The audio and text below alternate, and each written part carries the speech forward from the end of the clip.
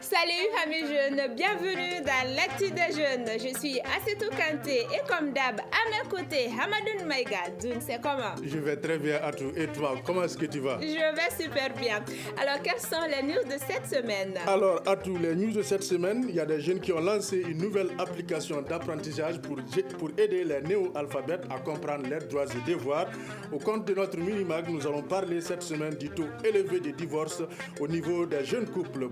Notre page sport va s'intéresser cette semaine à l'Afro-Can et à l'Afro-Basket des moins de 16 ans. Doun, tu nous disais dans les titres qu'une nouvelle application d'apprentissage d'éducation civique vient de voir le jour au Mali. Effectivement, Atou, cette application s'appelle Famoudjama, ce qui veut dire en français compréhension à tous. Donc cette application a été lancée par Mediasoft Technologies qui vise à aider les néo-alphabètes, c'est-à-dire ceux qui n'ont pas fait l'école classique. Pour plus de précision, nous allons écouter Bassirou Traoré, il est le directeur général de Mediasoft Technologies, il est au micro de Sali Sissoko. Nous avons développé l'application en 3 langues, la langue française, après la langue bamanankan et la langue songé. Et bientôt, Inch'Allah, donc on va intégrer les autres langues locales et une langue du guide. L'utilité de cette application, c'est d'apprendre les nouveaux alphabets sur l'éducation civique, tels que les droits et devoirs, la démocratie, la gestion des médias, la décentralisation, paiement des taxes et impôts. Donc ça, c'est un problème chez nous. C'est pour lutter contre la corruption, de donner beaucoup d'informations aux citoyens lambda. Pour accéder à cette application, vous allez juste sur Play Store, vous tapez le nom Famoudjama et vous allez voir l'application. Doun, la 4e édition du concours de plaidoirie et de réquisitoire à vous mettre a débuté cette semaine à Bamako. Effectivement, et ça concerne 16 étudiants dans les facultés de droit de différentes universités au Mali. Ils vont plaider des cas qui ont un rapport avec l'extrémisme violent, la paix et la cohésion sociale. Et Doun a noté que ce concours va durer 3 mois et après, ces 16 participants vont bénéficier de stages de formation dans les cabinets d'avocats. Ce concours est organisé par la Tribune des jeunes pour la promotion des droits de l'homme. De Bamako, Doun, nous nous rendons dans la région de Sikasso et plus précisément à Yorosso où 240 jeunes ont commencé une formation pratique d'une année en agriculture. Et oui, et ces jeunes-là seront accompagnés par des maîtres agriculteurs, c'est-à-dire ils vont apprendre à comment cultiver les riz, les fonio et les sésames.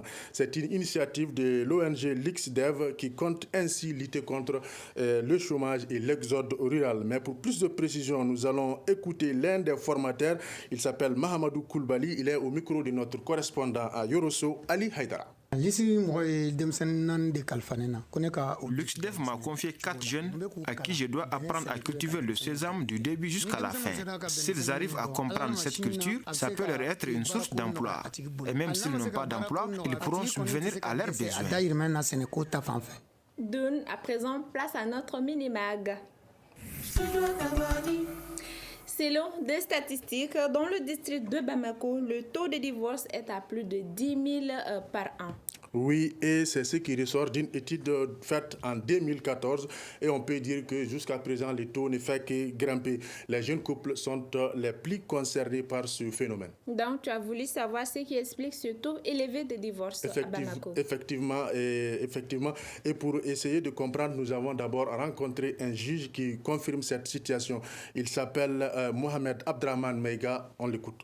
Effectivement, nous avons beaucoup de cas de divorce. La majeure partie sont de couples jeunes qui viennent pour diverses raisons. Il m'est arrivé d'avoir comme dossier un jeune couple qui s'est marié en 2018 et qui divorce en 2019. Il est un peu difficile d'établir des statistiques à jour parce que, vous le savez, la justice n'est pas informatisée ici. Et à tout, tu sais que la plupart des couples qui divorcent ne font pas plus de 5 ans de mariage. Et les raisons évoquées pour justifier cette séparation sont multiples et diverses. Donc justement, tu as eu des témoignages de 2 jeunes divorcés qui nous parlent de leur expérience. muso in a tilara ka yalaw ni fɛnw daminɛ bɔn ni n taara n tɛ bonya teriw tɛ bonya taara n bɛ cɛ wɛrɛw fɛnɛ sɔrɔ yen o de digira na n ko n ka dabila. Je me suis mariée en 2014 et pour divorcer en 2016. Mon premier souci, ça a été le manque de communication. Mon compagnon n'est plus jamais à la maison et puis il y a eu la déception parce que le comportement que je croyais à lui était tout à fait le contraire. Dans les années antérieures, on parlait très peu de divorce.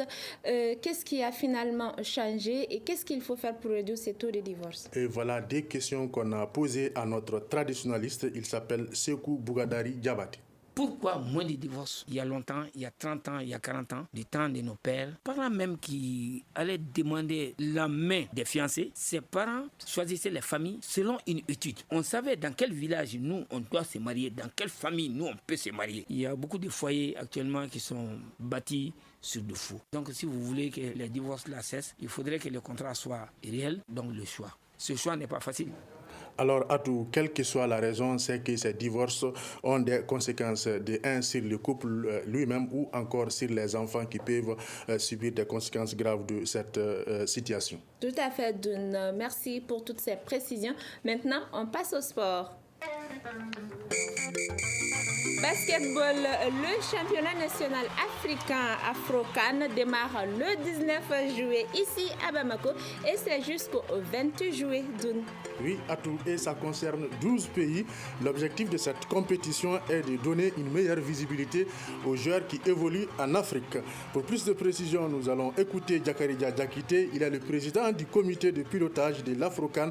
Il est au micro de Siaka Z Traoré. Nous aurons 6 matchs par jour au niveau du palais des sports Salamatou Maïga et le Mali va jouer à 18h tous les jours. Quand il s'agit du basket, tous les acteurs veulent venir au Mali parce qu'au Mali, c'est le don de soi. Vous voyez sur les médias, les informations sur le Mali, très souvent, c'est des informations négatives. Donc nous voulons montrer à la face du monde, à la communauté internationale, qu'en dehors des problèmes que nous connaissons, il fait bon vivre chez nous. Nous sommes un pays accueillant et nous sommes un pays ouvert où les frères africains sont les bienvenus.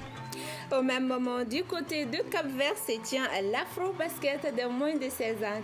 Et oui, évidemment. Et nous sommes au stade des demi-finales qui se joueront ce soir. Le Mali va affronter le Nigeria. Et quant à la Guinée-Conakry, elle va affronter l'Égypte. On n'oublie pas que la CAN Égypte continue toujours. Effectivement, Atou. Et là aussi, nous sommes au stade des demi-finales qui vont se jouer demain. Le Sénégal va affronter la Tunisie à 16h temps universel. Et le Nigeria va jouer contre l'Algérie à 19h temps universel. Alors que le meilleur gagne. Merci, Douna. Merci à tous. Et avant qu'on ne se quitte, tu as quel proverbe pour nos amis jeunes aujourd'hui? Je dirais plutôt un conseil. Malheur à celui qui, au milieu de sa jeunesse, s'adonne à un amour sans espoir. Donc, on dit à nos amis jeunes, un peu d'amour, mais aussi un peu de raison. D'accord, Douna. Et c'est sur ces notes de conseils que prend fin l'actu des jeunes. Merci à tous de l'avoir suivi. Restez connectés sur Studio Tamani. Dans un instant, la version Bambara de l'actu des jeunes. Ce sera une présentation de Lundi Moussa Diallo et Juliette Koulibaly. On vous dit bye bye. Bye bye.